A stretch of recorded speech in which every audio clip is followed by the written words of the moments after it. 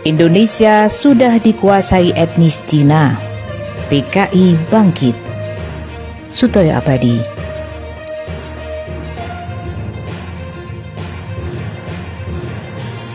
Ada yang salah dalam menyikapi persatuan bangsa, kemudian angkat senjata. Ada yang sulit bersepakat dalam menentukan arah politik ke depan, sehingga terpaksa berganti Undang-Undang Dasar sampai 4 kali.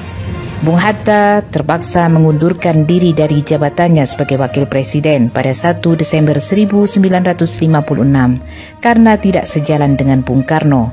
Dan paling mengenaskan adalah ada yang berkhianat terhadap Pancasila dengan biadab menumpahkan darah sesamanya hingga terjadinya kudeta G30 SPKI.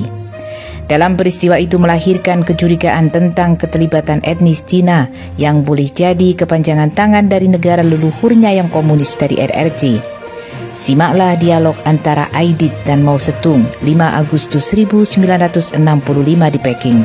Menjelang kudeta G30 SPKI, kami harus bertindak cepat, ujar Mao. Saya khawatir AD akan menjadi penghalang, jawab Aidit. Mao kemudian memberi instruksi, baiklah, lakukan apa yang saya nasihatkan kepadamu. Habisi semua jenderal dan para perwira reaksioner itu dalam sekali pukul. Angkatan darat akan menjadi seekor naga yang tidak berkepala dan akan mengikutimu. Aidit merespon dengan pertanyaan, itu berarti membunuh beberapa ratus perwira? Mau menjawab ketus, di Sensi Utara saya membunuh 20.000 orang kader dalam sekali pukul. Saat ini justru terjadi lagi poros Jakarta-Peking, apalagi warga Cina sudah leluasa masuk dan ikut mengatur negara. Bahkan sebagian mereka telah memiliki partai politik. Beberapa etnis Cina sudah bisa sebagai pejabat negara sekelas wali kota.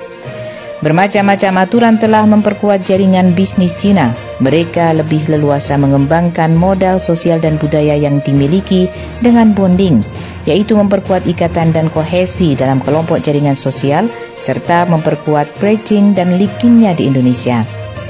Jaringan bisnis Cina antara lain melalui naga oligarki yang makin menggurita dan tentakelnya sudah menguasai seluruh wilayah Nusantara. Muncullah konglomerat baru etnis Cina yang sukses menguasai sumber daya alam dan menguasai jalur informasi, produksi, dan distribusi barang. Bahkan etnis Cina mampu menguasai dan memanfaatkan modal politik, sosial, budaya, dan ekonomi. Mereka menguasai kebijakan politik pemerintah. Rezim benar-benar lengah dan ceroboh. Ini sebuah awal yang didambakan etnis Cina untuk tampil aktif dalam bidang-bidang yang selama 32 tahun tertutup. Pintu pertahanan dijebol oleh rezim saat ini.